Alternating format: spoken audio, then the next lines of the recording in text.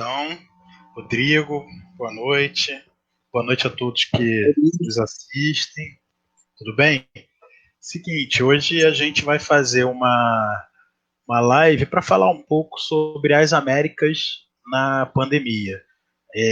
Um dos objetivos, inclusive, é fazer esse trabalho contra-hegemônico, porque a gente sabe o que e como aparecem determinadas realidades nos noticiários, né?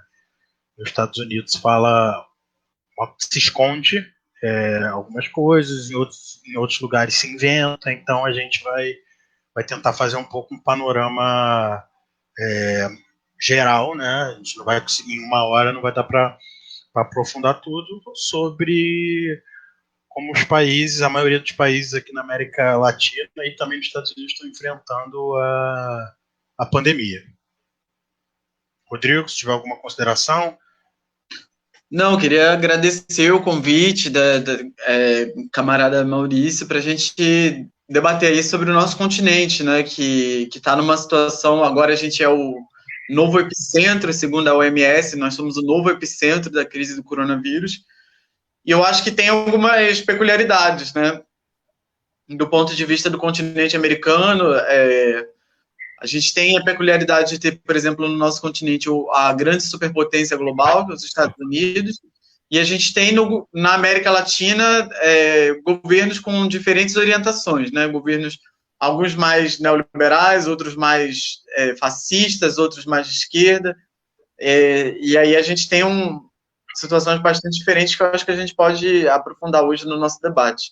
Para quem não me conhece, eu sou sociólogo, eu sou mestrando em sociologia na Universidade Federal Fluminense, sou do Movimento Unificado pela Diversidade, que é uma organização da Frente LGBT, pesquiso questões de colonialidade e gênero, enfim, estou muito feliz com esse convite para participar do debate com o Maurício.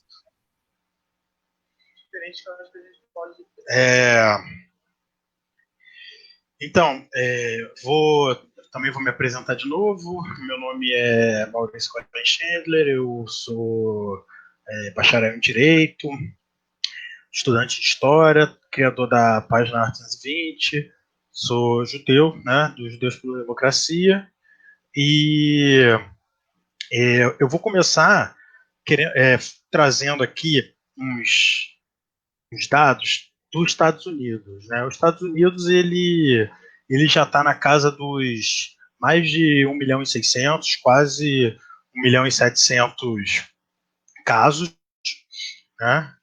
E as mortes alcançam quase 100 mil. 100 mil, são 95.847. Uma dica, para quem quiser, o jornal espanhol La Jornada, uma mídia digital, né? La Jornada, eles têm um acompanhamento online, né? Quase que imediato na página deles. Então, quem quiser, La Jornada. Eu vou colar nos comentários o, o link, e aí quem quiser acessar, né, nos outros dias, enfim, só já é um trabalho de acompanhamento, com a informação a gente vai acompanhando. Então, nos Estados Unidos, a gente tem mais de 1.600.000 casos, quase 100 mil mortes, 95 mil, né? E nas últimas 24 horas foram 1.286, né? Quase 3.300 mortes. Nos últimos 52 dias, mais de 800 pessoas elas morreram, né, por dia. A primeira morte foi registrada no dia 4 de março. E aí, o que a gente pode pegar disso? Né? Há 52 dias morrem pelo menos 800 pessoas, né, nos Estados Unidos. E como que a mídia aqui tem encarado isso? Eu entendo que é de uma forma bastante silenciosa, bastante cuidadosa, porque a gente não pode sair, né? Eles não podem sair atacando a menina dos olhos de ouro do liberalismo, do capitalismo, né? E aí, uma questão de imagem, né? Fazer uma dialética, a gente teve o exemplo do Equador, falou-se muito dos caixões, né? por causa dos casos do Lei Moreno. Em Manaus também viralizou muito aquelas imagens dos enterros. E cadê esses mortos dos Estados Unidos? Né? Enfim, é deliberado. O que a gente está querendo provar aqui é que é deliberado, né, as informações. Então, por exemplo, a Globo, ela não faz um trabalho de informação, ela faz um trabalho de defesa dos interesses dela. Isso fica cada vez mais nítido quando a gente vai buscando outras informações e confrontando essas informações. Então, cadê os caixões? Cadê esses caminhões que carregam os mortos? Né? E ninguém fala do sistema de saúde norte-americano. Né? Então, o que a gente tem, na verdade, é um capitalismo que não cuida de ninguém, porque o capitalismo não é para cuidar de ninguém, né? Que não liga para as mortes. E o capitalismo ele serve para, como a gente reiteradamente fala, expropriar riquezas, não só de outros países, mas também, principalmente, dos trabalhadores, né? Mundo afora. É um sistema imoral, né? E a gente precisa se perguntar o que esse sistema ele que sistema é esse que ele prefere salvar o comércio? Ele não está nem aí para as vidas, para quem trabalha, porque quem trabalha que movimenta a sociedade, né? A gente não é à toa que, por exemplo, em São Paulo, né? Eu estou entrando um pouco na tua parte, mas é só uma questão de comparação mesmo, tá, Rodrigo? São Paulo, né? Os siderúrgicos estavam trabalhando, o pessoal do serviço essencial. Não é à toa que as próprias elites elas dizem que se parar o trabalho para tudo, que é o fim do mundo para elas não ter lucro, né? Ficar sem lucro 2, 3, 4 meses. Então a gente precisa reconhecer que o trabalhador ele é central nessa questão. Porém, a mídia ela insiste em fazer defesas como essa que oculta determinadas realidades, por exemplo, dos Estados Unidos, para defender o sistema dela e tentar quebrar, né, essa ideia da centralidade do trabalho, da centralidade do trabalhador. Então, a gente tem que o caso dos Estados Unidos, né, nessa pandemia, ele é importante para a gente analisar, principalmente nós, né, que somos anticapitalistas, porque os Estados Unidos, porque que nos Estados Unidos e nas mídias narrativas, né, quando eu falo narrativas, não é essa questão de disputa de narrativa, não. É como eles vão fazendo vão construindo o jornalismo, vão construindo os seus projetos, né, defendendo seus interesses. Eles não falam de pessoas, né, eles não têm essa dramatização pessoal como a gente viu, por exemplo, na Itália, na Espanha e até aqui no Brasil, né. A gente e também um outro destaque é a culpa. Não adianta só. É óbvio que o Trump ele é culpado, mas o Trump ele representa um projeto. O Trump, os Estados Unidos, ele é um sistema que defende a representação, né? O Trump ele representa interesses. Então é óbvio, a gente sabe que o capitalismo ele quando ele não precisa ele abre mão. A gente teve aqui por exemplo, o Aécio foi um cara que foi largado, jogado para escanteio, né? E 2 anos depois que ele foi candidato à presidência.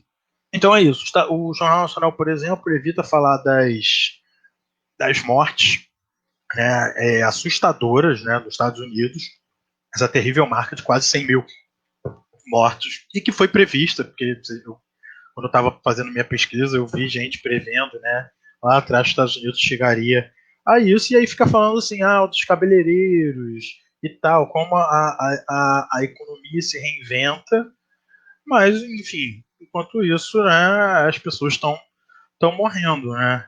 Mas nos outros lugares, nos Estados Unidos não se fala das pessoas, mas nos outros lugares se fala, aqui se fala. Então a gente precisa também reparar nessas reportagens, não só com as mídias, confrontando as mídias alternativas com as mídias hegemônicas. Eu estou usando muito aqui o exemplo da Globo, mas não é só a Globo. Mas também a gente precisa fazer uma comparação das reportagens mesmo dessas mídias hegemônicas, né? Por exemplo, em relação à Itália, em relação à Espanha. Na Itália falou-se muito das pessoas em ópera, falaram de um médico, eu esqueci agora o nome, Rodrigo, Cesare, pode ser? Enfim, eles trazem, né, questões mais de pessoas, né, individualizadas, e buscando essa solidariedade pessoal, e nos Estados Unidos, óbvio que eles vão mantendo essa conduta reiterada de esconder, de omitir, de distorcer. E isso não é só em relação à pandemia, isso também ocorre em relação às políticas externas, por exemplo, os Estados Unidos. Né? Então a verdade é essa. Expor os Estados Unidos é expor todo o sistema. Né? Como eu já disse, ele é a menina dos olhos dourados, né? Menina dos olhos do capitalismo. Então, e essa exposição dessa menina dos olhos dourados do capitalismo, ela aponta as falhas e as incoerências desse sistema. Né? Então, é muito importante então que a gente identifique que o país mais forte do mundo ele é o mais fraco contra a Covid nesse sentido, justamente pelo modelo que ele defende e que ele aplica para a sua sociedade. Né?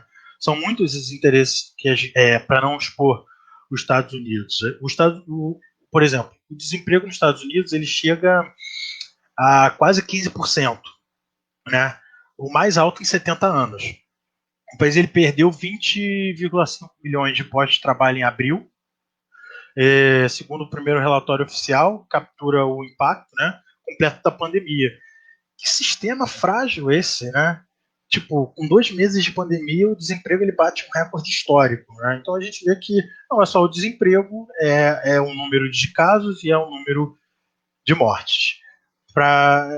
Eu vou passar agora a palavra para o Rodrigo, mas o principal é isso. Por que os Estados Unidos ele é sempre blindado pela mídia hegemônica? Né? É por isso, por causa da representação que ele faz do capitalismo, né? E isso não pode ficar escancarado. Então, hoje, quando eu estava vendo o jornal hoje, eu vi só embaixo ali, acho que 30, embaixo, bem pequenininho, né? Embaixo até daqueles escritos, estava assim, 30 mil vidas poderiam ter sido evitadas se o Trump tivesse tomado medidas antes. O Trump representa o capitalismo, então a gente precisa tirar esse véu, né? A gente precisa tirar, desnudar a realidade. No capitalismo, a gente tem 100 mil mortes no país, a gente tem quase 2 milhões de casos e a gente tem um índice recorde de desemprego em pouco mais de 2 meses de pandemia. Obrigado, Maurício. Eu aprendi muito com o que você falou aí. Eu acho, Maurício, particularmente que para a gente entender os efeitos do coronavírus nas Américas, a gente tem que entender, e esse é um dos objetos da pesquisa que eu estou fazendo agora no mestrado, a formação específica das Américas enquanto um continente, né?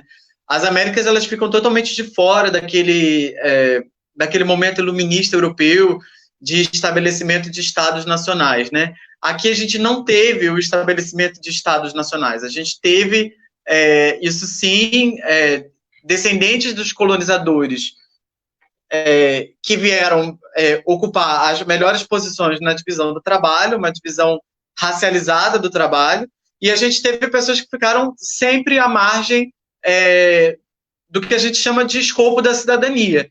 Isso aconteceu no Brasil, quando a gente historicamente não teve educação pública para todos. Então, muito recentemente, a gente teve a universalização do ensino básico, por exemplo, não eram todos os alunos, até um tempo recentíssimo, todas as crianças que estavam matriculadas na rede pública de ensino. A gente, só com a Constituição de 88, passou a ter um sistema público de saúde.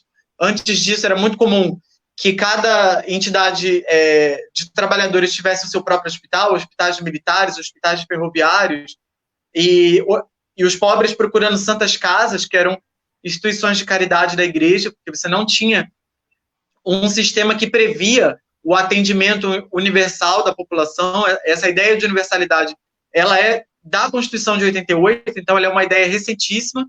E nos Estados Unidos, a discussão é muito parecida, porque você não tem uma integração total da sociedade. Você tem, na verdade, um regime de segregação racial cujos resquícios formais, legais, eles só acabam na década de 70 e alguns deles ainda estão presentes na legislação. Uma das faces mais visíveis é a inexistência de um sistema público de saúde universal. Você tem ali uma série de pessoas que, se não podem pagar, ou que fazem de tudo para não ir ao hospital, morrem em casa, uma quantidade enorme dessa estatística que você está falando nos Estados Unidos, de pessoas que morreram em casa, porque não queriam ir ao hospital e sair do hospital com uma dívida. Você não tem a previsão de um sistema de saúde que atenda as pessoas desempregadas. E aí você tem uma discrepância da população negra, no caso americano, representando só quase 20% da população e chegando a quase 40% no número de mortes. É claro que morrem muito mais negros, e aí você precisa investigar quais são as razões, e da mesma forma o caso do Brasil.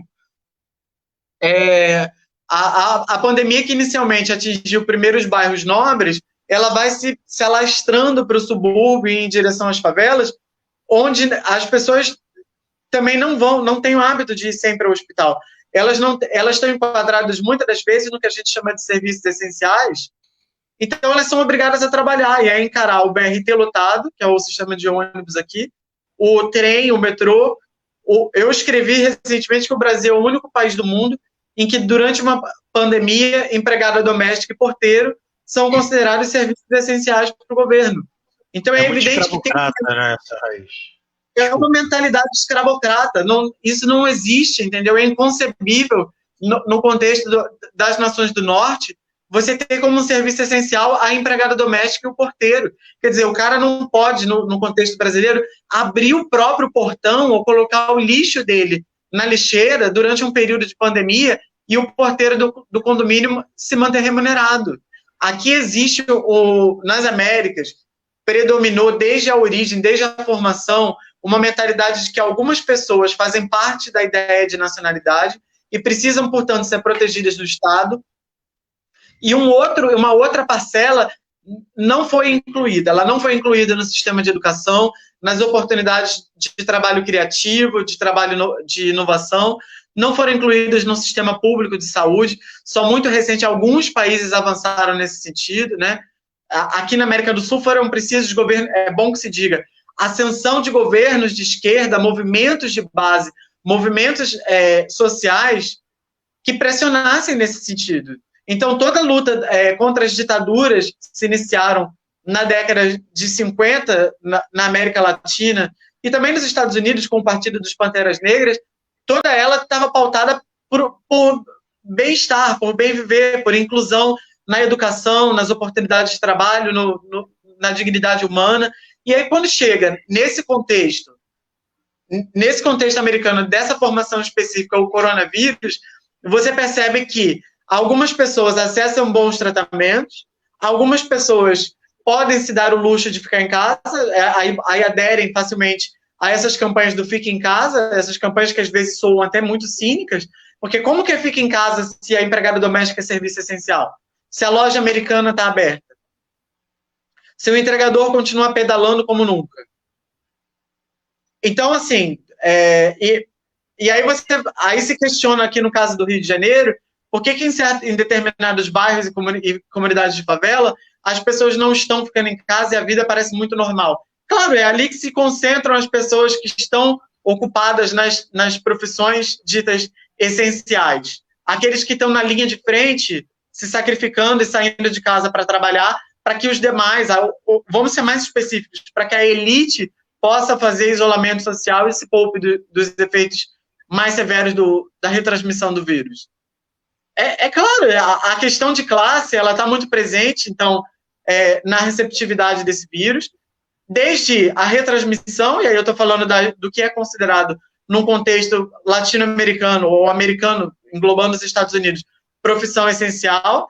Ela está também no atendimento, porque nem todos os países têm sistema de atendimento, e quando tem, ele é bastante desigual. Você tem redes particulares com leitos. No caso do Rio de Janeiro, você tem uma lista de espera de pessoas no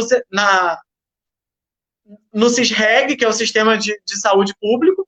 Você tem pessoas precisando de respiradores e que não conseguem, e, simultaneamente, leitos vazios em hospitais particulares que dizem, ora, a gente não pode oferecer. Então, assim, olha que absurdo a situação que a gente tem aqui no Rio de Janeiro. Leitos vazios no sistema privado de saúde e no hospital público, lista de espera, pessoas que estão precisando de atendimento e não conseguem. Aí, quando você olha para o caso da Europa, onde aí sim você pode falar de estados nacionais amadurecidos, o governo da Espanha, por exemplo, colocou sob administração pública toda a rede de hospitais. O governo francês suspendeu a cobrança de água, luz, gás, telefone, serviços essenciais. Isso é inconcebível no contexto americano. Você viu o caso agora do Chile, eu não sei se você acompanhou, mas o governo neoliberal de Sebastião Pinheira decidiu lá não praticamente ajudar as comunidades pobres. Ele passou cinicamente a defender um fica em casa, vamos nos ajudar, redes de solidariedade, mas ele não construiu, como a gente fez aqui, um colchão de uma renda básica, e aí as pessoas foram para a rua em massa essa semana, com pau e pedra na mão, pedindo para trabalhar, e dizendo, eu estou com fome. O slogan deles é muito impactante o vídeo, porque são centenas de chilenos na rua dizendo, eu estou com fome. Você imagina uma situação dessa? Um governo que tem os recursos e está se recusando a ajudar essas pessoas durante a pandemia.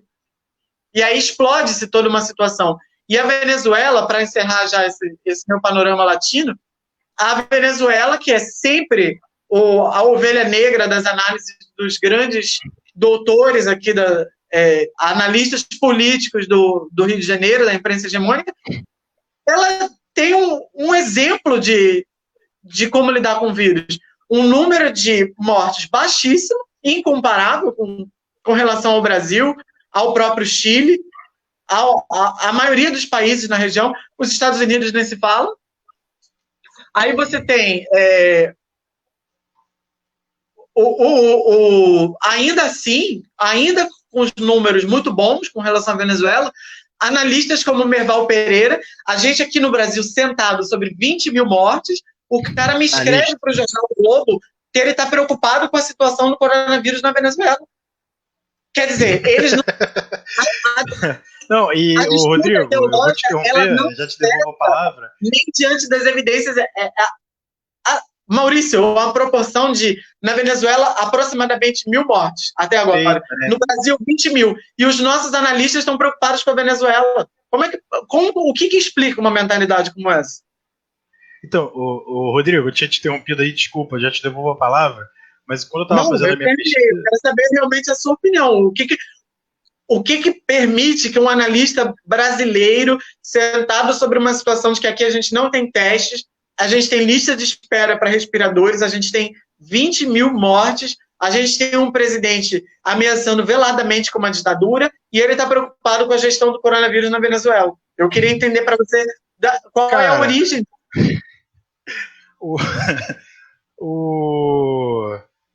Primeiro que esses...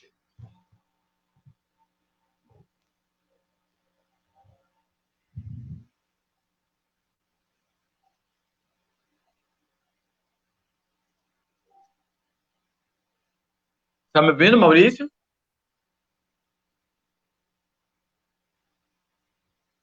Então, tô te ouvindo, desculpa, gente, tive um problema aqui. Cara, primeiro que Merval, esses caras não são analistas, né? Eles são agentes, funcionários, enfim, às vezes, provavelmente não tem a carteira assinada, né? Mas funcionários de empresas, né? Eles servem ao capitalismo, a quem defende a ideologia liberal. Então, fica muito claro que, como eu comecei falando do caso dos Estados Unidos, né, que são mais de 1.600.000 de casos, quase 100 mil mortes, e aí você tá trazendo aqui que o Merval Pereira está preocupado com o caso da Venezuela, que não chega a 1.000 mortes, que já estavam discutindo a reabertura, né, enfim. Então,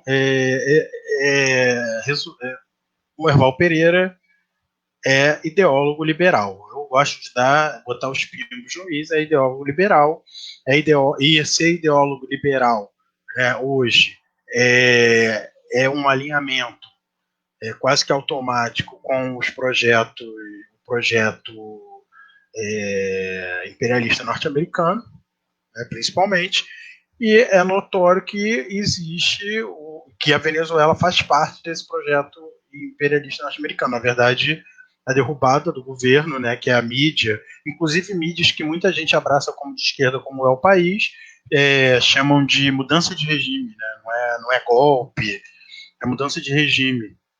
Enfim, então eles estão sempre ali alinhados nesse sentido. Não se pode esquecer da Venezuela. Nos Estados Unidos a gente fala, sei lá, dos cabeleireiros voltando, né? De como os bares estão fazendo vouchers ou sei lá o quê. Mas na Venezuela a gente precisa demonstrar uma preocupação. Ela não pode sair do radar, ela não pode sair do nosso campo de vista. Eu, eu vou trazer aqui, Rodrigo, também, e aí eu vou pedir desculpa a quem estiver assistindo. Em alguns momentos eu vou precisar consultar, porque eu fiz uma pesquisa sobre tentando pegar a América Central e a América do Sul. Então eu preciso ser célere, né? Porque a gente tem aqui o teto de 1 hora. E aí vou começar lá de cima, vou começar pelo México. Em alguns momentos eu vou precisar, né, ler os dados, enfim. Mas o México, ele tem hoje, eu vou começar pelo México, né? O México ele tem hoje, digamos assim, a melhor infraestrutura de saúde da região.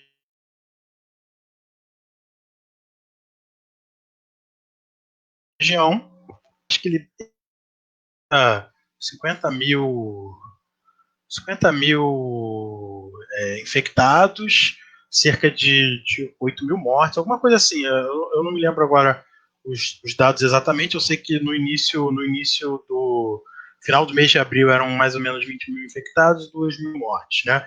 Então, em 16 de março, foi estabelecida uma medida de isolamento, quando tinham só 100 infectados, né, no México. Eu acho que vale dizer isso, eu quero destacar isso, comparar com um momento em que, por exemplo, a Espanha e a Itália decretaram isso, a Espanha com 1.000 e a Itália com 2.000 casos, porque as mídias liberais, elas, de certa forma, também pegam no pé do México.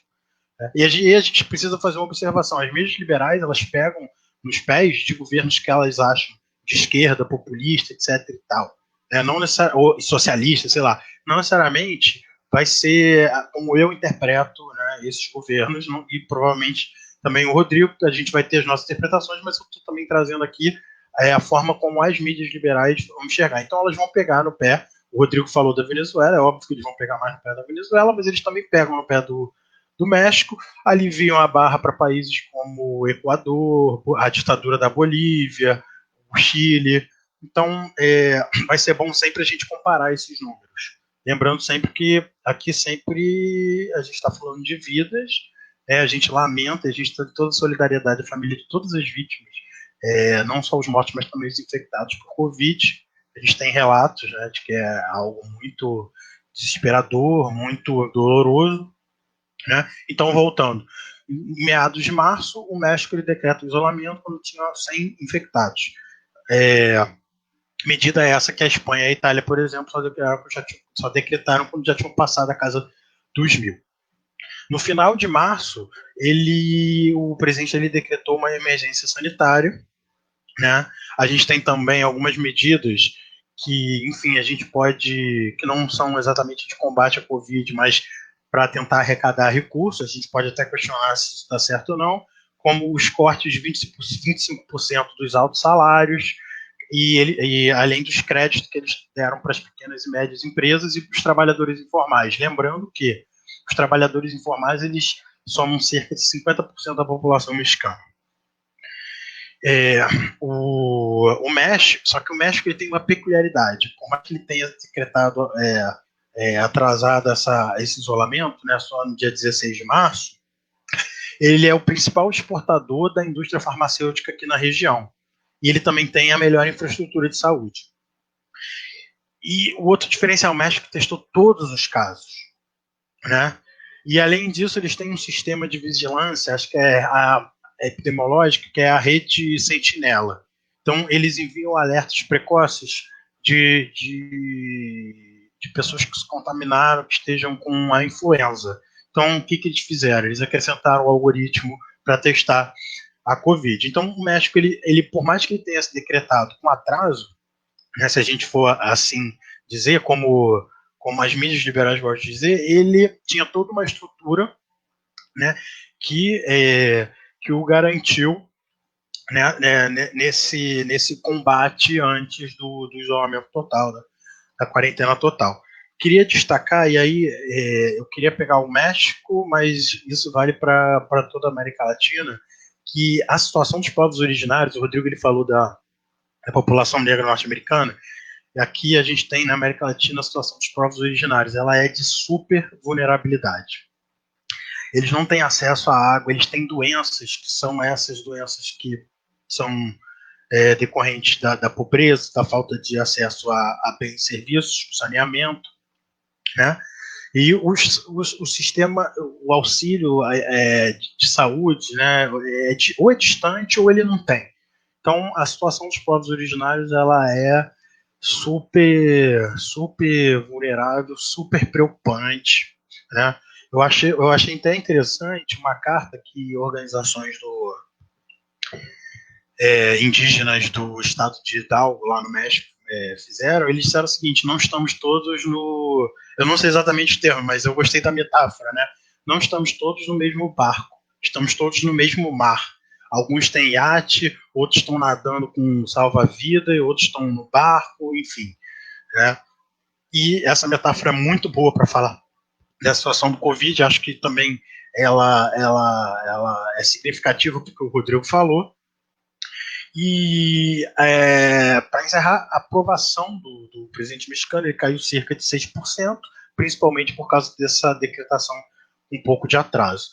O López Obrador, que é o presidente do México, ele, no entanto, ele escreveu uma carta, né, em que ele dizia que a pandemia ela evidenciou o fracasso do modelo neoliberal. E eu acho que é isso. É o fracasso do modelo neoliberal. Então, além de todo esse alinhamento da mídia, por exemplo, contra a Venezuela, Rodrigo, você me perguntou, tem também isso. A gente precisa esconder o fracasso neoliberal. Então, onde a gente vai? A gente vai atacar quem a gente puder atacar, que é contrário ao modelo que a gente quer impor que é o neoliberalismo. A gente que eu digo eles, né?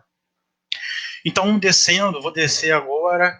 A gente tem Honduras, a gente tem El Salvador. Eu vou tentar dar alguns fatos aqui mais resumidos para não encher. Eu vou querer também destacar, por exemplo, em Honduras a gente tem o caso das populações, dos movimentos populares tomando a frente, né, dessa pandemia. As comunidades como Lencas e Garfunos, eles se fecharam e eles mesmos iniciaram um processo de organização de saúde para combater o vírus, né? Foi o Comitê Cívico de Organização Populares Indígenas e a Organização Fraternal Negra Hondurenha. Então a gente também tem isso e a gente precisa fazer esse destaque, né? Em relação ao governo, o governo, ele, óbvio, medidas para agradar as empresas, a média de testes, ao contrário do México, que testou todos, né? Aqui a média de testes em Honduras vai ser de 41 testes por 100 mil habitantes. Honduras teve mais ou menos os números de mortes, 156 mortes, mais ou menos. Né? E um grande destaque para Honduras, que a gente vai ter também em Equador, do Lenín Moreno, no Chile, é o militarismo. É maior investimento em militarismo do que em saúde. Então, tem gente que foca na economia em detrimento da saúde, governos vão fazer isso, e tem governos que, além de priorizar a economia em detrimento da saúde, vão focar no militarismo. Honduras é um desses casos. A gente passa também pela Guatemala. O presidente da Guatemala, o Alejandro Diamantei, ele decretou, né, a suspensão dos voos. Ele também está à frente do Pacto dos Corruptos, que é uma transferência de mais de 2 milhões de dólares da Polícia Nacional para o parlamento. O parlamento precisa de mais dinheiro, enfim. E outro destaque na Guatemala são os casos de superfaturamento de equipamentos de proteção individual. Não é só no Brasil, e é óbvio que a gente não pode ser inocente de achar que a corrupção dessa galera aí, que, porra, tira merenda de criança em colégio e ia parar por causa de Covid. Eles não estão ligando, eles não ligam para as vidas. Essa é a grande verdade. Né? Um destaque para Guatemala, que também tem El Salvador, é que o crime organizado ele tomou a iniciativa de suspender as atividades de extorsão e ele decretou regras de respeito para o isolamento. Em El Salvador, a mesma coisa, né? Em El Salvador, inclusive, eu consegui pegar algumas das determinações que as gangues organizaram nessa quarentena, né? Só podia sair uma pessoa por família para fazer as compras, tinha as empresas, né, tinham um horário de abertura e de fechamento das lojas e você tinha punições para quem não cumprisse, não são punições das mais agradáveis, uma vez que vieram das gangues, mas mesmo assim demonstra que na ausência do governo, na ausência do poder de um Estado, a gente vai ter sempre, não existe vácuo de poder, né? Então, em El Salvador, a gente tem cerca de 1.700 casos, 33 mortes. A gente também tem esse avanço do autoritarismo, porque em fevereiro o parlamento foi invadido. Né? No final de março foi decretada a quarentena obrigatória, né? E foi decretada uma medida de prisão para quem violasse a quarentena sem ter feito o teste. Para mostrar um pouco mais do descaso contra a vida das pessoas, o governo de El Salvador, né, o presidente, ele decretou em abril o fim da separação das facções no presídio. Então, quer dizer, ao contrário, por exemplo, da Guatemala, em que o Congresso estava discutindo uma anistia para os presos, né, por crimes menos graves, por causa da lotação dos presídios, o presidente de El Salvador, além de invadir o Congresso, ameaçá-lo, fechá-lo, com o exército, né, diga-se de passagem, com forças militares, ele decretou que as facções elas não iam ficar mais separadas, elas que se matem, enfim. Força total contra as facções, né? Enfim. Tá me ouvindo, Rodrigo? Eu tô falando muito. Quer falar alguma coisa?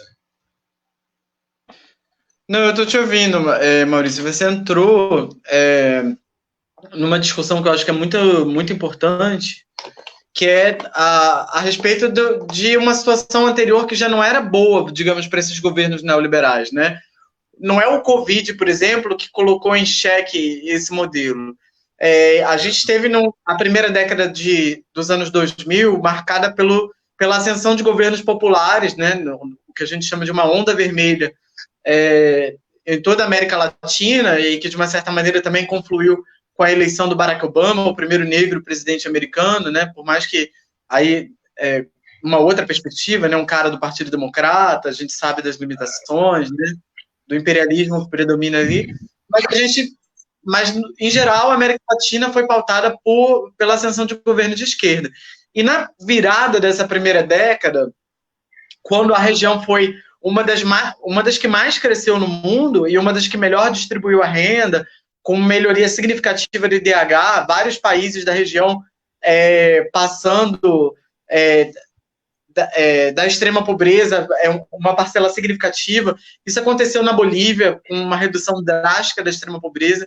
Isso aconteceu na Argentina, aconteceu na Venezuela, aconteceu no Peru, aconteceu no Equador, aconteceu no Brasil, com todas as limitações dos governos petistas. E ainda assim, a gente vê uma virada dessa primeira década para a segunda década marcada pela restauração conservadora, né? Governos de direita voltando ao poder em todo o território. Nos Estados Unidos, não só uma direita, mas uma nova direita, né, uma alt-right, que eles chamam em inglês, que é uma nova direita que sequer pertencia ao Partido Republicano, mas com um pensamento extremamente selvagem, né, racista, ultraliberal. A mesma coisa no caso do Brasil, um outsider, um aventureiro, saudosista da ditadura militar, que é o Bolsonaro, e uma eleição expressiva da família Fujimori no Peru, a Bolívia veio um golpe militar orquestrado por milícias fundamentalistas evangélicas, tudo isso num passado recentíssimo e pré-Covid, né? A Argentina, antes até desses episódios que eu narrei, teve um governo neoliberal, quer dizer que ia rever toda a política dos governos Kirchner, que tinham melhorado bastante a economia argentina na primeira década dos anos 2000 e que resultou num fracasso evidente. Então, o Covid chega para nós, o continente americano, no momento em que a gente pode fazer uma avaliação do que é essa onda azul, que é essa onda de governos que vieram substituir os governos populares, que implementaram políticas particularmente marcadas pelo neoliberalismo extremo e que vinham resultando em diminuição dos índices de desenvolvimento humano, tanto quanto de crescimento econômico, tanto quanto de estabilidade política, porque elas passam, na maioria dos casos, a ameaçar veladamente a própria democracia, no sentido de colocar em risco a realização de eleições. Isso aconteceu na Bolívia, onde até agora não se sabe a data da eleição. A direita que tomou o poder ficou de marcar eleições, não marca, e aí está usando agora o Covid para jogar, olha que absurdo, as eleições para o ano que vem. Então você pode ter um governo um ano que não foi eleito por ninguém. No caso do Brasil, hoje um general do governo Bolsonaro solta um documento dizendo que se a justiça determinar a apreensão para a investigação de crime do celular do Carlos Bolsonaro e do próprio presidente, a gente poderia entrar numa rota de ruptura institucional. Ele escreve isso, um general da ativa. Você tem, no Equador, o presidente, diante dos protestos, capitaneados ali pelo setor indígena da população, reagindo violentamente. Ele matou, literalmente, lideranças do movimento indígena no que aconteceu ali, e não dá sinais também de relaxamento. A Venezuela é dispensável a gente falar, um golpismo evidente agora, durante o Covid, mercenários presos, mercenários, os caras nascidos no exterior, tentando entrar na Venezuela para causar uma desestabilização, e o Trump, no meio do Covid, anuncia uma ajuda, se não me engano, para quem entregasse o Maduro, de 10 milhões de dólares, alguma coisa assim. Se eu errei a cifra, desculpe, mas é uma cifra estratosférica, assim, de milhões de dólares para quem levasse o Maduro. Então, quer dizer, o Covid chega para nós, Maurício, num período em que o neoliberalismo, os governos, essa onda azul, ela já estava em xeque, porque ela já não... Até o ano passado, que era o ano de 2019, quando a gente não tinha Covid, o que a gente já estava vendo era os índios do Equador descendo de pau e pedra para contestar o acordo neoliberal com o FMI. Você já tinha um golpe na Bolívia em curso. Você já tinha o presidente peronista da Argentina sendo eleito, porque nada do que a direita tinha prometido foi entregue. Você já tem um governo Temer que saiu, um governo golpista, com 8% de popularidade, que é substituído por um governo que aumenta a potência das diretrizes daquele governo golpista. Ele não muda, e aí ele também não consegue gerar nada de novo para o Brasil. A crise se estende, e aí chega o Covid, que é a pá de cal. Aí então não é que ela trouxe dados negativos. O Bolsonaro simplesmente fala que a gente vai ter agora desemprego. O índice de desemprego antes do Covid no Brasil estava em 14%, que é o que os Estados Unidos estão agora. Então, assim, os Estados Unidos precisaram de um maxi crescimento de desemprego até 14%, para eles chegarem no nosso estágio pré-Covid. A política do Temer e do Bolsonaro, ela já era de 2 dígitos de desemprego. E agora, com o Covid, não quero nem, assim, é difícil, assim. Então, a gente chega, assim, nessa onda azul que varreu o continente americano, e é bom que se diga, varreu a partir da introdução, particularmente, do instrumento do disparo em massa de notícias falsas, de uma articulação. A gente ainda precisa investigar muito bem como que eles conseguiram articular, em termos de estrutura, em termos de dinheiro, em termos de respaldo militar, judiciário, inteligência, informação, planejamento, como que eles conseguiram... Porque isso não é barato, né, Maurício? Como que o cara dispara, o Carluxo dispara para o Brasil todo, que o PT vai entregar mamadeira de piroca, se ele não tem uma estrutura de comunicação que leva esse discurso absurdo até os confins do Brasil, até os lugares onde os nossos movimentos populares têm dificuldade de acessar. ele chega em lugares onde a gente não chega, e ele chega através do emprego, de uma tecnologia e de dinheiro que a gente não sabe de onde vem. Quem é que está financiando isso? Quem financiou a restauração conservadora no continente americano, no momento de melhoria evidente da qualidade de vida, dos indicadores sociais e econômicos, e que só resultou nessa catástrofe que a gente está vendo agora e que o Covid vem potencializar? Aí eu vou devolver com esse questionamento para você. O que está por detrás disso? O que tem de novidade assim, nos bastidores que nos levou a isso, a ascensão dessa direita medíocre, antipopular, antipovo, que debocha. Hoje um ministro do governo Bolsonaro apareceu no Jornal Nacional dizendo que odeia o termo povos indígenas. Como é possível que a gente é um país que tem 1 milhão de povos indígenas, 130 nações, falando idiomas diferentes, pode ter um ministro que veladamente chega numa reunião e diga: eu odeio os povos indígenas? De onde que vem isso? O que torna isso possível?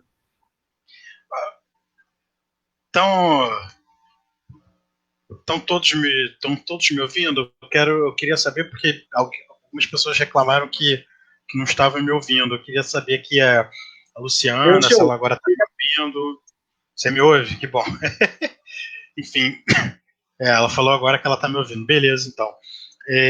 Cara, primeiro, o ministro fala isso porque a verdade é que a gente praticou a gente que eu digo, né, há 500 anos a gente vem matando indígena e tomando a terra que são deles. Eu acho que a gente o genocídio ele continua e essa expropriação da terra também. Então ele odeia por causa disso. Ele odeia porque essas pessoas elas são incapazes são incapazes não, né? A gente faz uma leitura do processo histórico e elas estão ali servindo a essa galera. O pessoal se assusta, eles defendem a ditadura, isso. Gente, a direita ela está se articulando. Você falou aí, por exemplo, do PT, eu tenho várias críticas ao governo do PT, uma delas é não entender que a direita estava se articulando, que não era suficiente fazer esse pacto aí de governabilidade, precisava ir além. A Venezuela só não caiu porque eles fizeram isso e eles trabalharam muito nisso. Né? Ainda vou, se der tempo, eu ia falar da Venezuela, dos CLAPs, enfim, do Carnet de la Pátria, mas tudo bem. E aí, Rodrigo, eu queria destacar também Cuba, né? A gente falou da Venezuela, mas eu queria destacar Cuba. Cuba tem 81 mortes, né? O estado de quarentena ele começou em abril. Só o serviço. Mandou médicos para a Itália e para o Brasil. Não só exportando médicos, e não só para a Itália, não, para mais de 20 países. Né? E além disso, eles têm aquele medicamento, o interferon alfa 2B, que, óbvio, vale dizer, não cura Covid, não é a cura da Covid, mas ajuda no tratamento e mais de. Agora não sei, mais de 80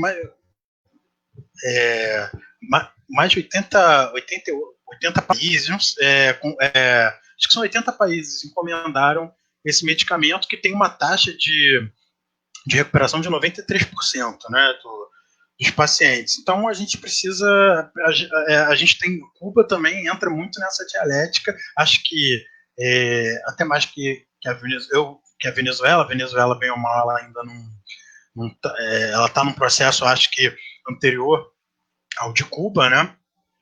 E Cuba também está, por exemplo, em fase de teste de vacina, com a previsão para setembro de 2021. Né? É tudo isso que você falou. Eles, por exemplo, responsavelmente cancelaram a marcha do dia 1º de maio. Aqui a gente teve no Brasil o presidente, de forma super irresponsável, indo, cumprimentando o pessoal, né? Incentivando as manifestações.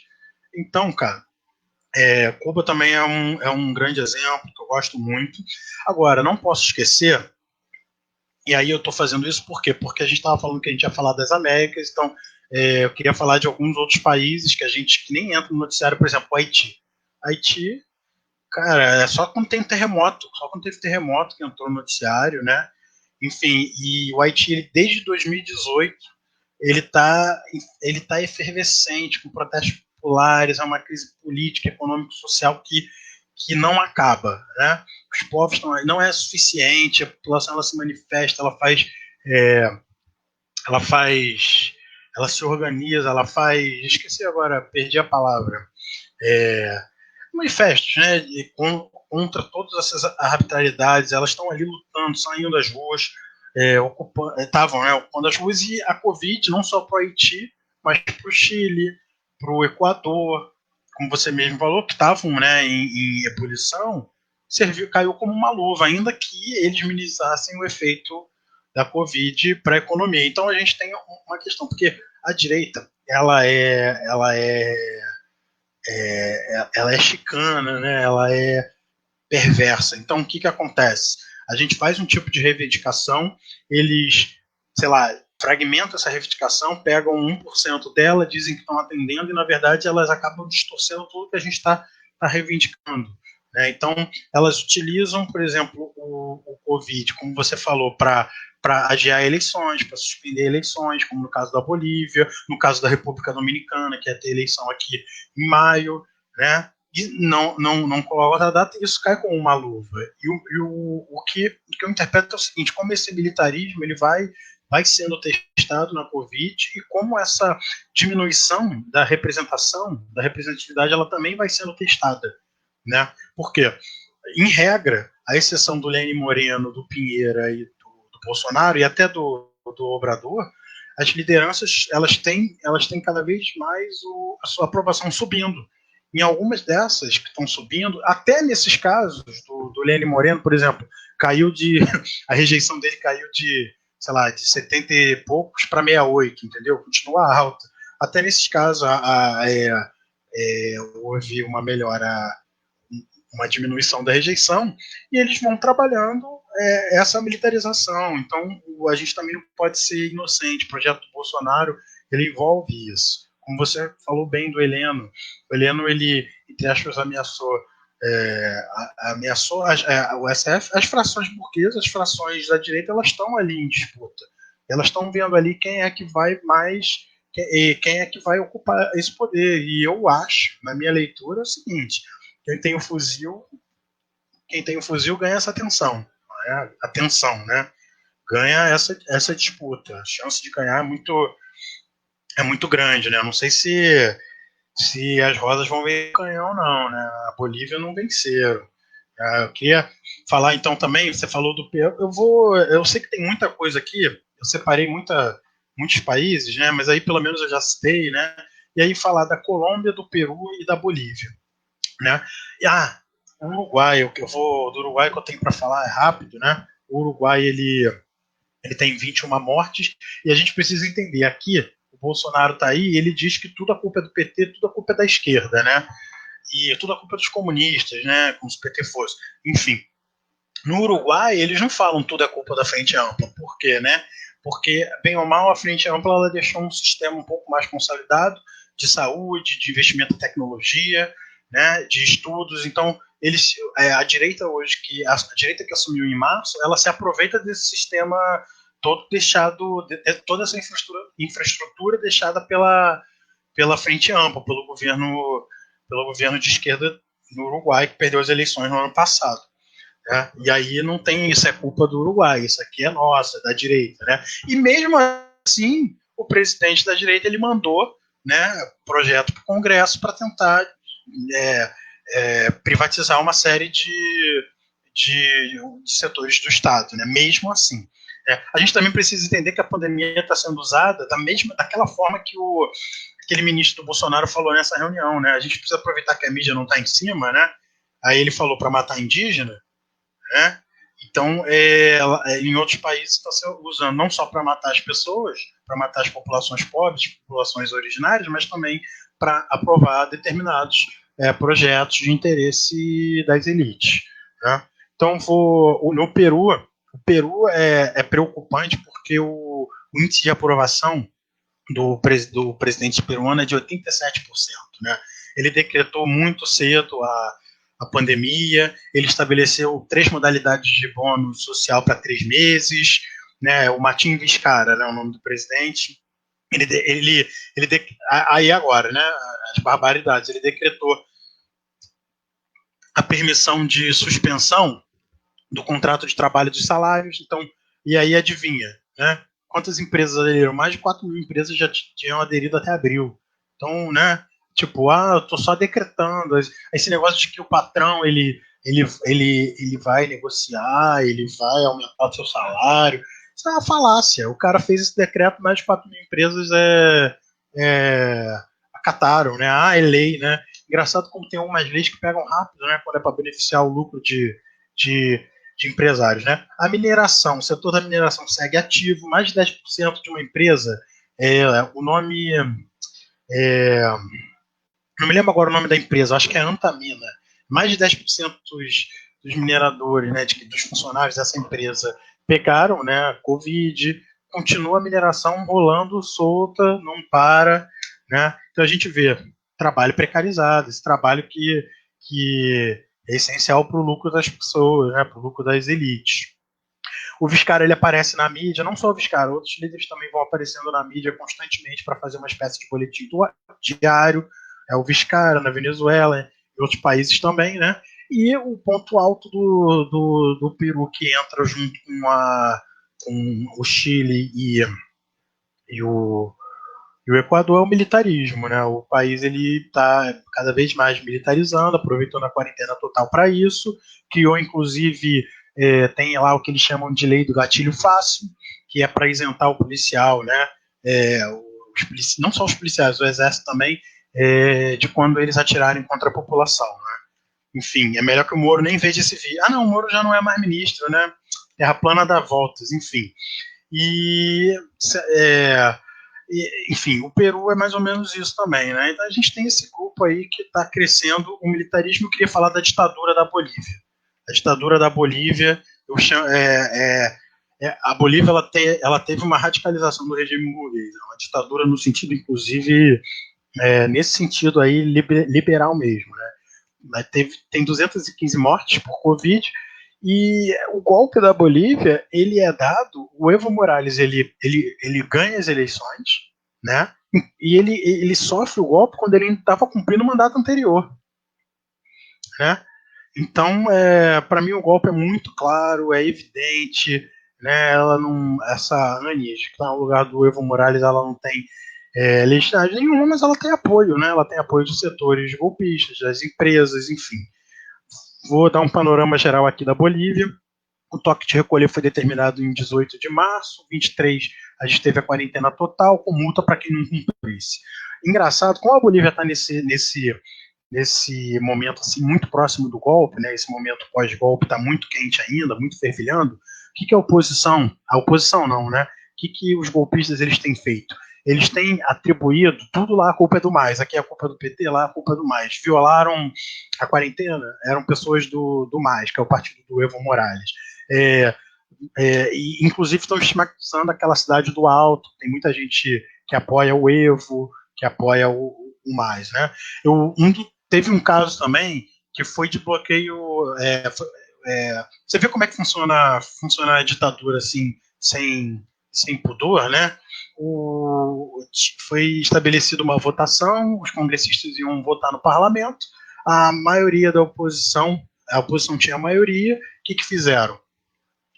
O governo Yanes, eles usaram a pandemia, né, para impedir que o ônibus chegasse até o parlamento, para eles conseguirem aprovar o que eles queriam. É impressionante, né, cara?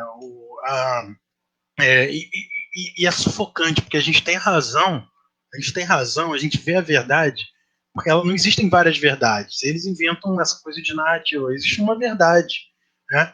A gente sabe, a gente tem, e a gente fala e a gente é taxado de louco, né? Como diria o Jorge Louco, vagabundo, todo mundo, enfim, né?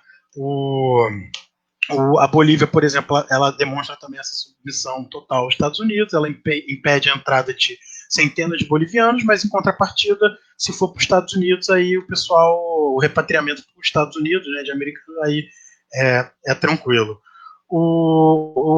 Para encerrar a Bolívia, o ministro da Saúde da Bolívia ele falou que era positivo que médicos contaminassem com Covid, por quê? Porque os que sobrevivessem, eles estariam imunes. A gente não tem nenhuma comprovação disso. Nesse sentido, vou pular para o Chile, em que o o Sebastião Pinheira, ele agradeceu a Covid, porque o Chile estava num processo de ação popular muito grande, né? Ele, obviamente, está militarizando mais ainda, né, o Chile, e ele queria instituir uma espécie de carnê de alta. Quem tinha passado pela Covid e sobrevivido à Covid receberia um carnê que eles poderiam voltar a trabalhar, que não tinha problema nenhum, porque como eles já tinham pego, eles estariam imunes.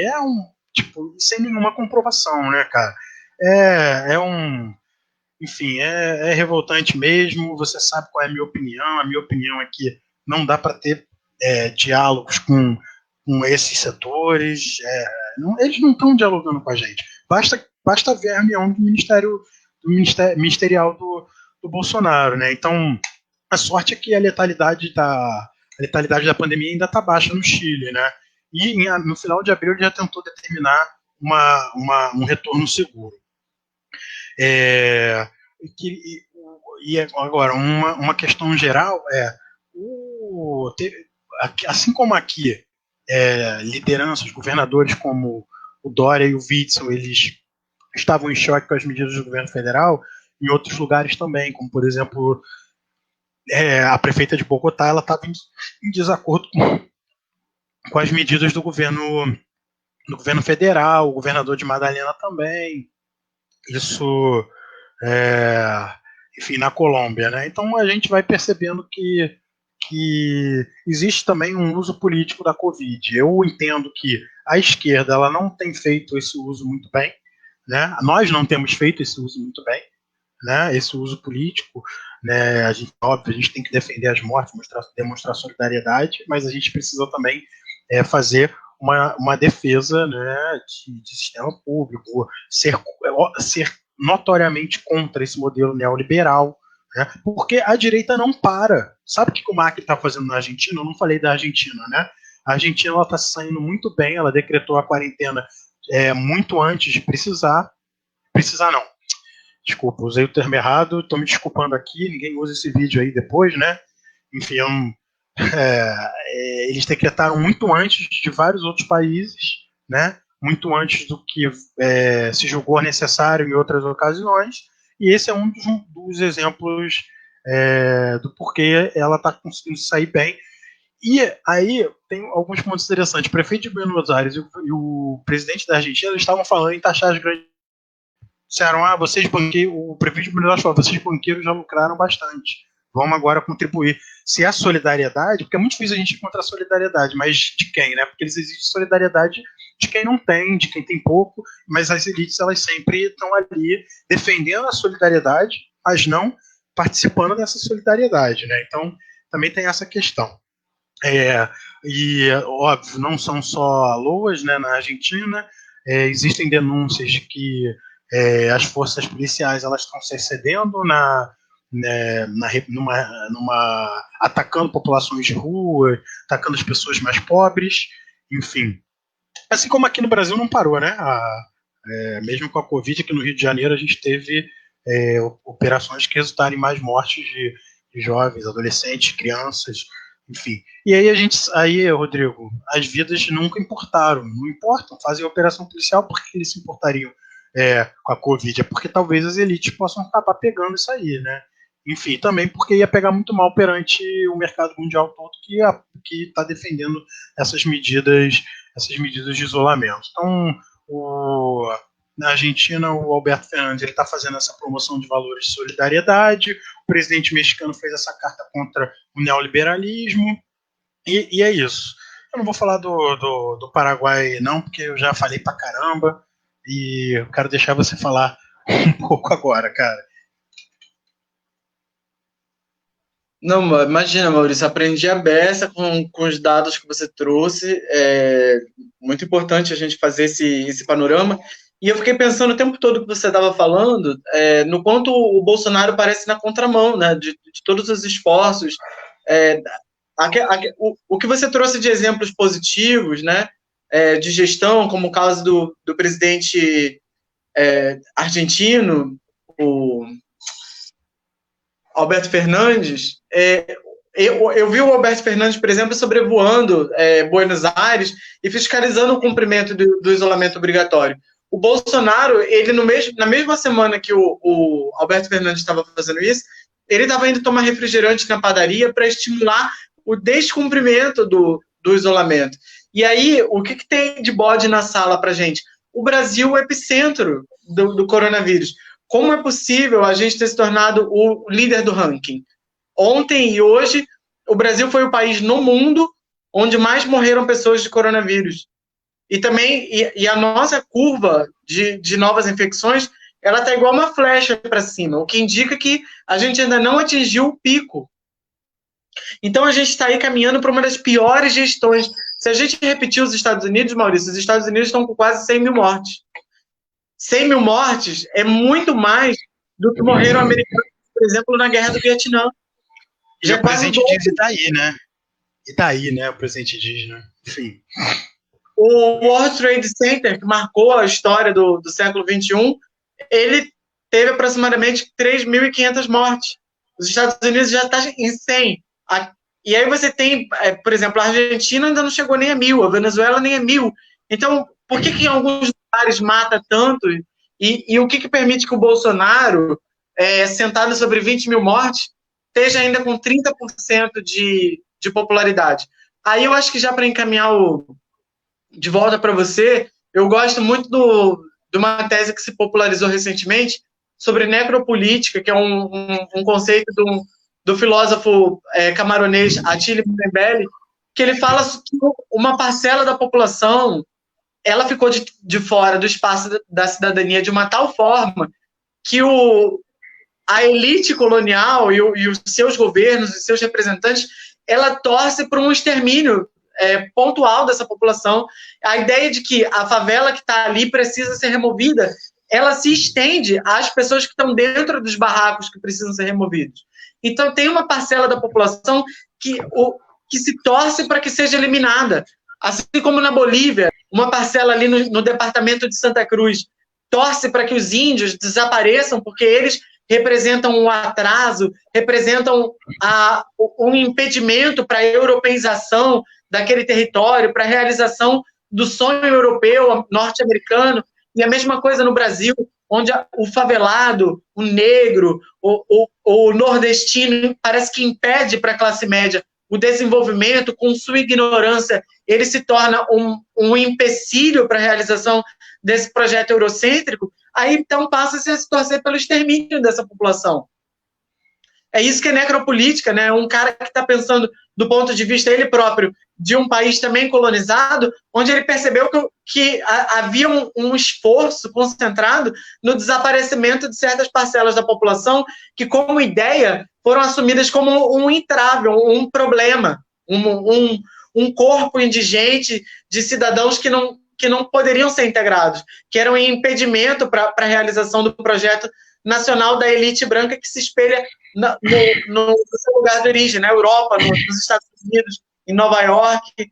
Então, quer dizer, eu vejo um pouco isso acontecendo no contexto latino, onde essa distribuição desigual do atendimento ao Covid faz com que o Brasil, por exemplo, que é o país que tem mais negros fora da África, e aí eu imagino que não seja coincidência, um dos que tem uma das piores gestões. Então, aí o presidente, ele aqui encontra um terreno fértil, e aí eu acho que eu sou sociólogo, eu dou muita atenção a isso, ele parece que aqui encontra um terreno fértil para se posicionar de uma maneira eloquente contra o isolamento social. Ele chega ao abuso de dizer que é só uma gripezinha. Isso não seria possível num Estado nacional onde esses 20 mil mortos, eles são assumidos como 20 mil brasileiros. Parte desses 20 mil mortos não são brasileiros na noção do Bolsonaro. São favelados, são negros, são pobres, são nordestinos, são trabalhadores, são empregadas domésticas, são porteiros. Então, assim, por isso, porque quando a gente chega do tipo específico de mentalidade e a gente identifica que algumas pessoas foram desumanizadas ao ponto de se tornarem uma estatística fria, que a gente entende que a gente pode ter um presidente que chega ao grau de abuso de sair às ruas e tomar refrigerante na padaria, enquanto existe uma lista de espera por respiradores.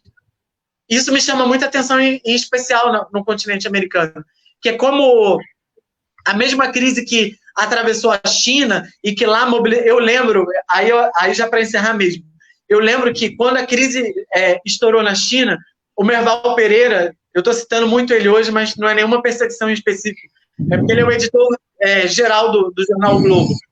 Ele escreveu um artigo dizendo, Maurício, que as medidas de isolamento social adotadas pelo governo chinês somente eram possíveis com aquele grau de dureza porque aquele era um regime antidemocrático. Ele dizia que a gestão do governo chinês de confinar em massa milhões de cidadãos numa quarentena sem precedente, né, porque ali você estava falando de uma população enorme, que aquilo ali só foi possível porque a China era uma ditadura.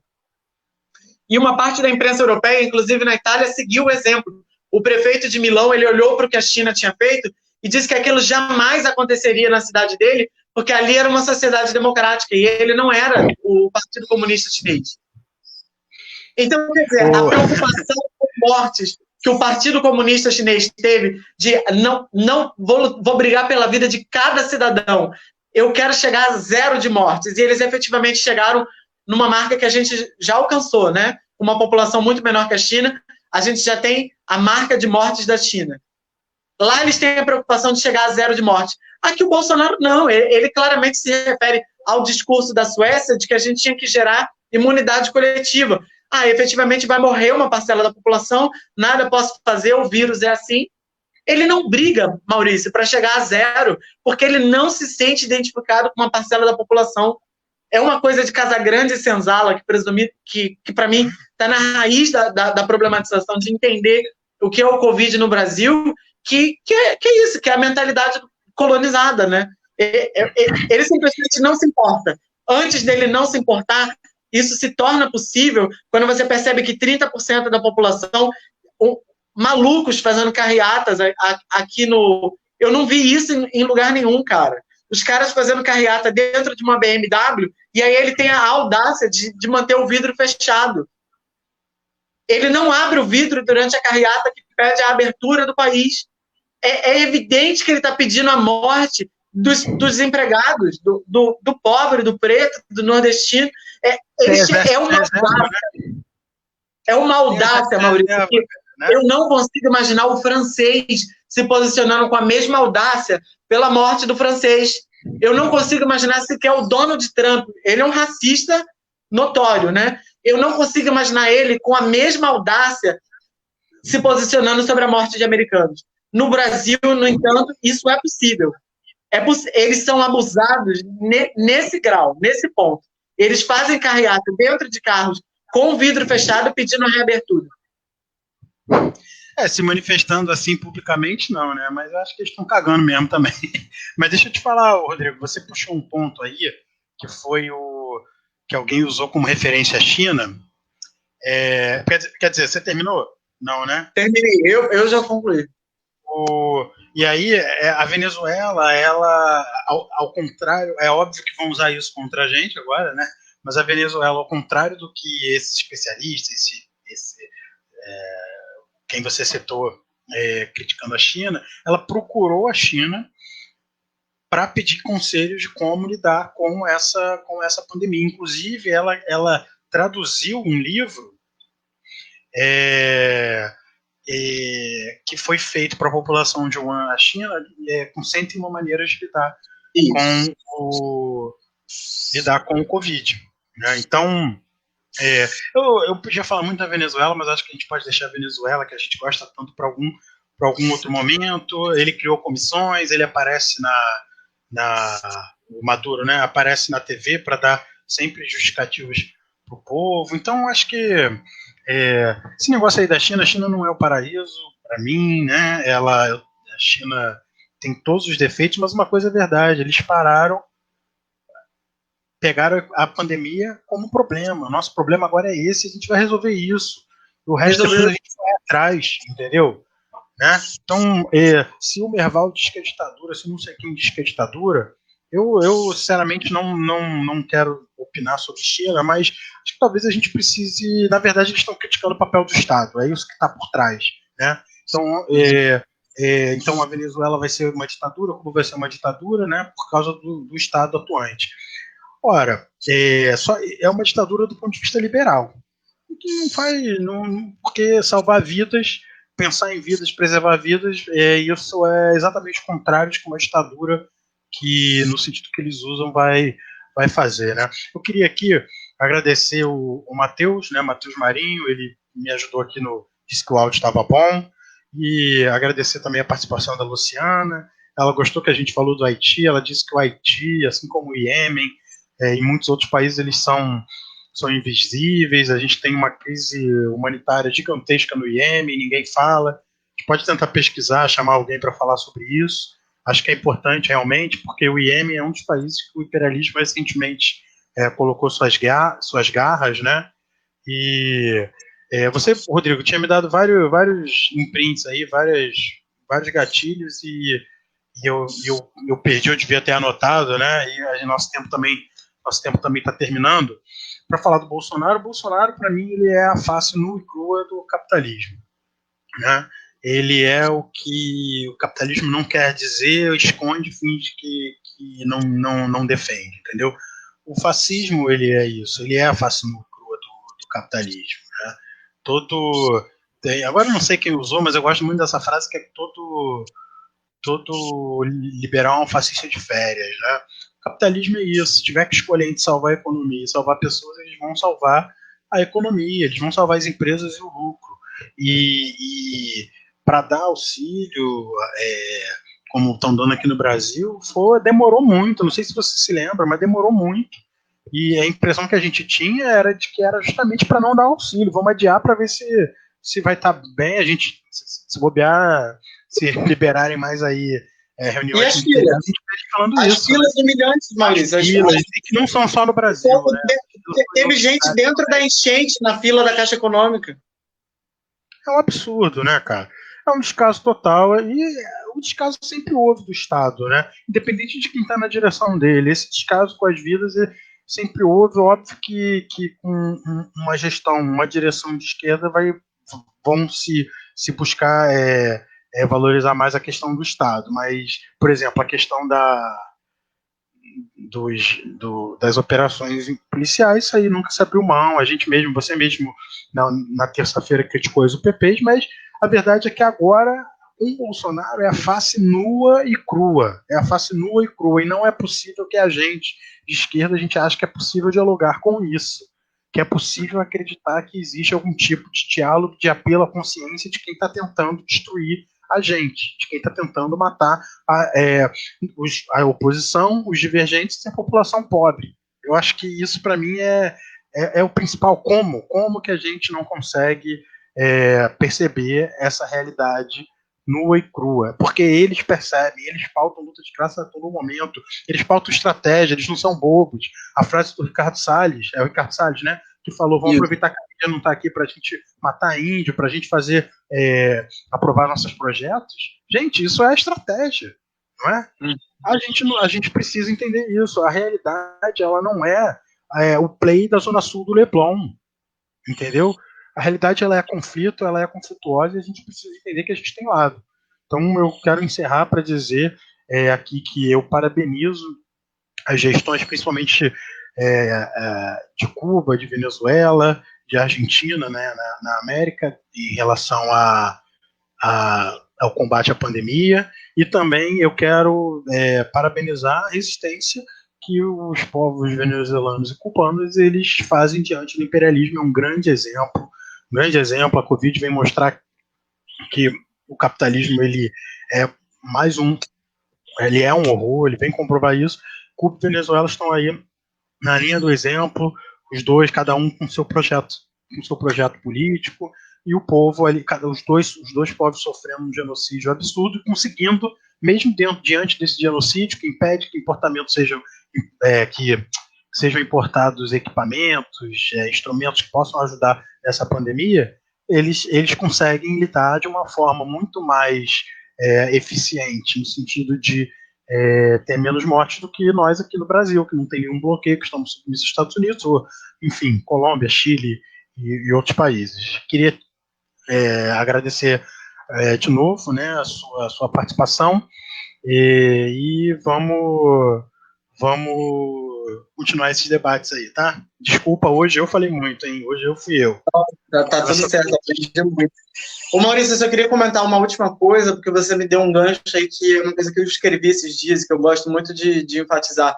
Você falou que não tem como a gente imaginar que a gente vai convencer esses 30% aí do Bolsonaro, essa galera que quer a nossa destruição.